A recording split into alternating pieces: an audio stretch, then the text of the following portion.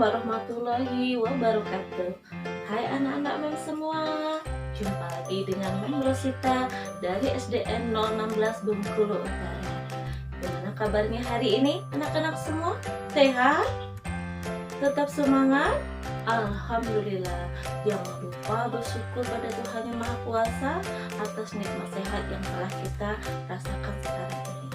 Nah anak-anak mem, pada kesempatan kali ini kita akan belajar tema 7 kepemimpinan, subtema 2 pemimpin idolaku, pembelajaran yang kedua.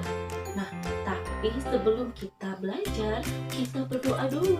Mudah-mudahan apa yang kita pelajari nanti mendapat berkah dan bermanfaat bagi kita semua. Yuk mari kita berdoa menurut agama dan kepercayaan masing-masing. Berdoa dimulai. Berdoa selesai. Baiklah anak-anak sekalian, tujuan pembelajaran yang akan kita capai setelah pembelajaran ini adalah: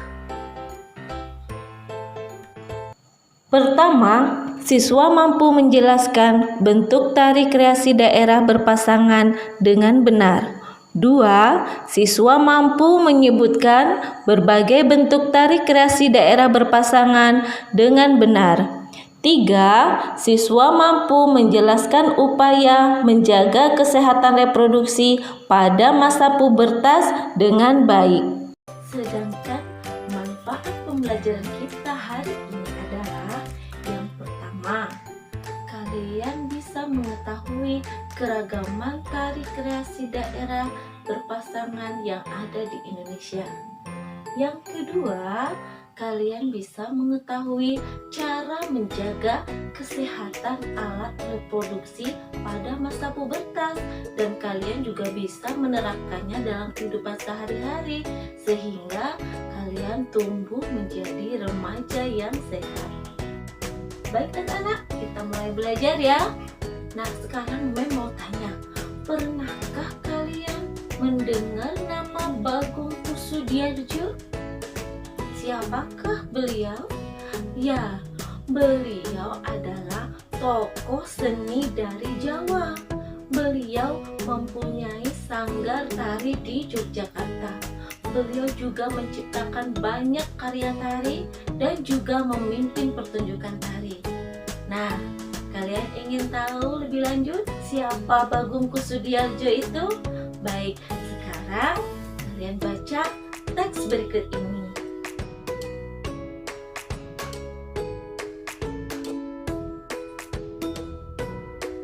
Nah anak-anak, kalian sudah membaca teks tentang Pak Bagong Kussudiardjo.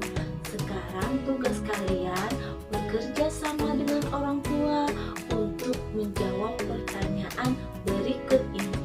1. Tuliskan informasi-informasi penting mengenai Pak Bagong Kussudiardjo dari teks bacaan Bagong Kussudiardjo. Gunakan kosakata baku. 2. Carilah informasi mengenai judul-judul karya tari ciptaan Pak Bagong Kussudiardjo.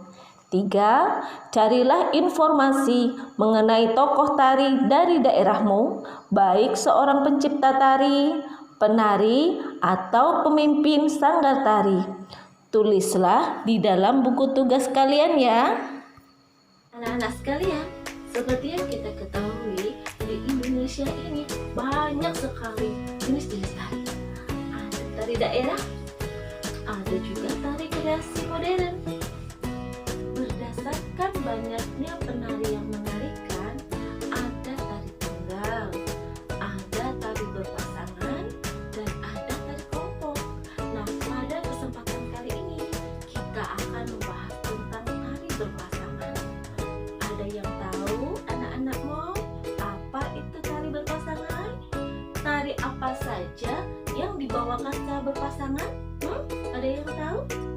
Ya, tari berpasangan itu adalah karya tari yang dibawakan oleh dua orang penari atau secara berpasangan.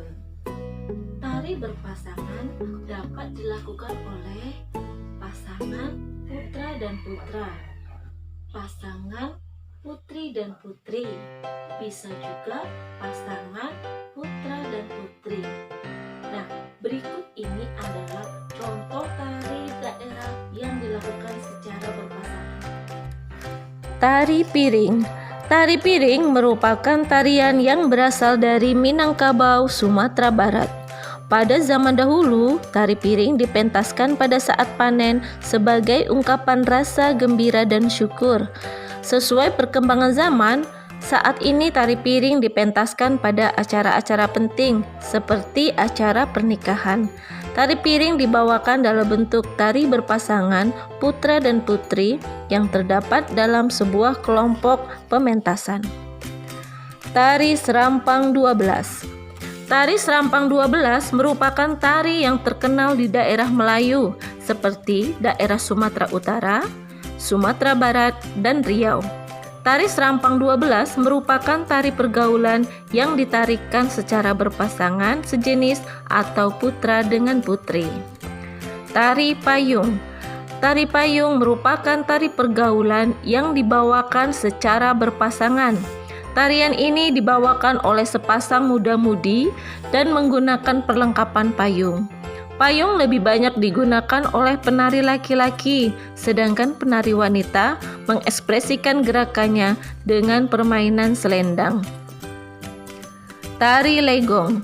Tari Legong dimainkan oleh dua orang penari perempuan, oleh karena merupakan tarian ritual persembahan. Legong dahulunya hanya boleh ditarikan oleh gadis yang belum pernah menstruasi.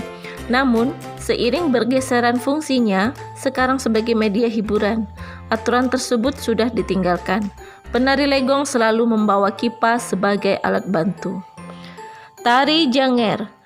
Tari Janger merupakan tari tradisional asal Bali dan dipentaskan oleh 10 orang penari yang terdiri atas pasangan muda-mudi.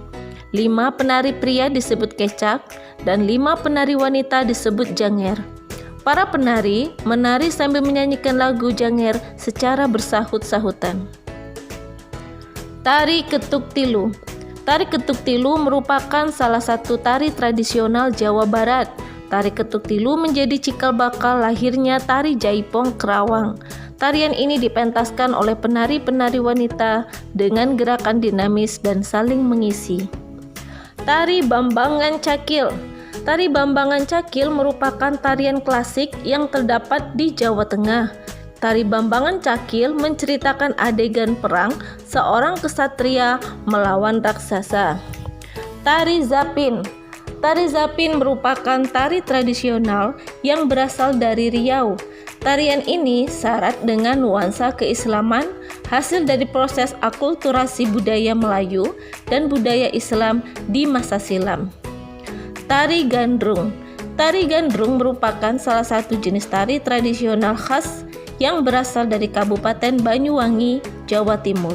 Tari Gandrung dapat dilakukan dalam bentuk berpasangan antara perempuan dan laki-laki. Tari Golek Menak. Tari Golek Menak adalah tari klasik yang lahir dari Keraton Yogyakarta.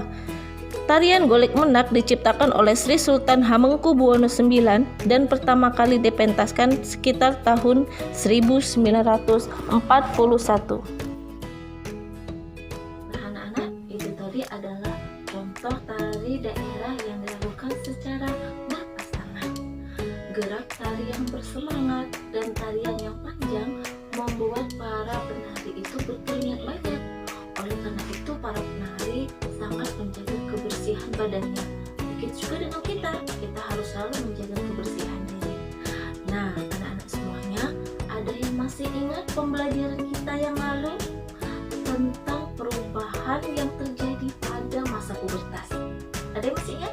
Ya, salah satunya adalah meningkatnya produksi keringat. Karena remaja yang memasuki masa pubertas itu banyak sekali aktivitasnya.